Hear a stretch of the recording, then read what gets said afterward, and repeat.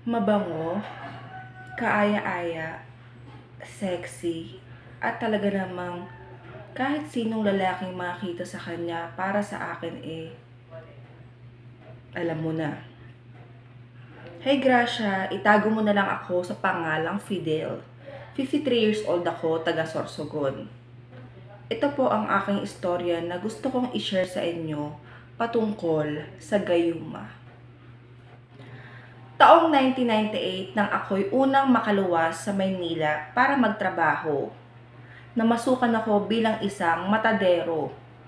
Tumagal din ako ng 2 taon sa ganong trabaho, pero nung una nga ay susuko na dapat ako kasi hindi kaya ng sikmura ko ang makakita ng ginaganon ang hayop. Dahil sa probinsya namin, nung ako ay bata pa, nag-aalaga kami ng mga baboy at kambing para ipagbili lang. Samantalang sa aking napasok na trabaho ay kumikitil ako ng buhay. Pero dahil kailangan ko nga ng pera para may maipadala sa probinsya, kinaya ko at sa kalaunan naman ay nasanay na. Matatapos ang trabaho ko ng alas 5 ng hapon at pagkalabas ko sa trabaho ay dumidiretso na ako sa bahay na aking tinutuluyan. Isang maliit na bahay na pang isang tao lang. Puro plywood at yero ang dingding. Sa maliit na halaga ko lang rin naman ito na upahan. Okay na sa akin yun basta may natutuluyan ako pagtapos ng aking trabaho. Mabuti nga sa tanghali wala ako sa bahay dahil sobrang init sa tinutuluyan ko. Gawa ng puro plywood at yero. Alas 2 ng madaling araw pa lang kasi ay umaalis na ako ng bahay para pumasok at mangatay ulit. Minsan ay nagkakayayaan ng mga katrabaho ko na mag-shot sa bar. Birthday kasi ng kasama namin. Siyempre, sumama ako. Minsan lang naman kasi at siyempre, libre. Sino bang ayaw ng libre? Nung nasa video okay bar na kami, ay may mga babaeng serbadora. At may lumapit nga sa amin para tanungin kung may order na kami. Pinagmasdan ko ang babaeng serbadora. Tipikal na itsura lang naman at kung titingnan mo ay mukhang sanay na ito sa pagseserbisyo. Yung mga kasama ko, nakita ko na kinukulit yung babaeng serbadora ko kung pwede daw ba na siya na lang ang orderin. Malakas na halakhak lang ang tanging sagot ng babaeng serbadora. Tinanong ng kasama ko kung ano ang pangalan ng babae. Sumagot ito, Nancy po. Maya pa ay biglang tumingin sa akin si Nancy at sinabi na, "Oh, ikaw, tahimik ka dyan boss ha, ano order mo?" Napatingin ako at ngiti lang ang nasagot ko. Kinantsawan ako ng mga kasama ko. Nako, si Fidel pala ang gusto. Abay, kaswerte naman ng ating kumpare. Ayan ang kantsaw sa akin ng mga kasama ko. Sagot ko naman ay, mga loko-loko. Sige na, umorder na tayo at nang maparami.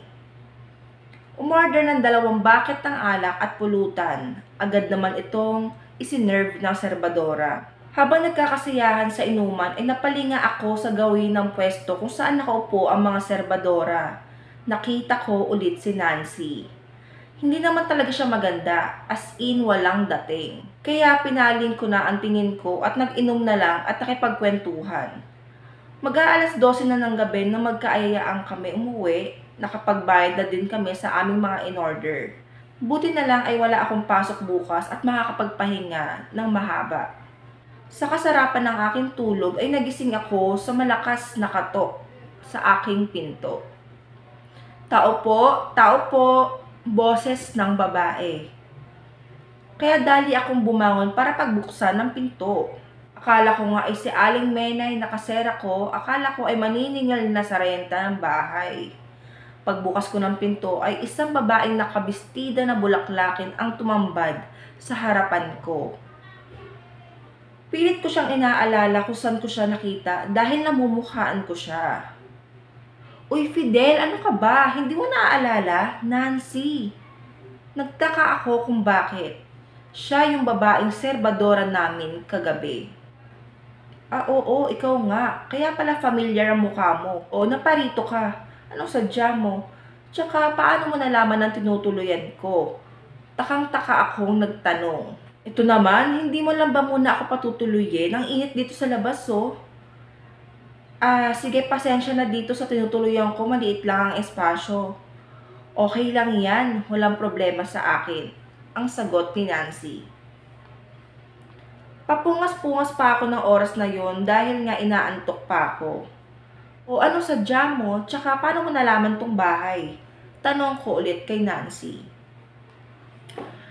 Kailangan pa ba malaman yun? Hindi ka ba masaya na nagkaroon ka ng bisita na tulad kong maganda? Muntik na ako mapatawa dahil nga sa totoo lang walang dating si Nancy para sa akin. Hindi rin ako nagagandahan.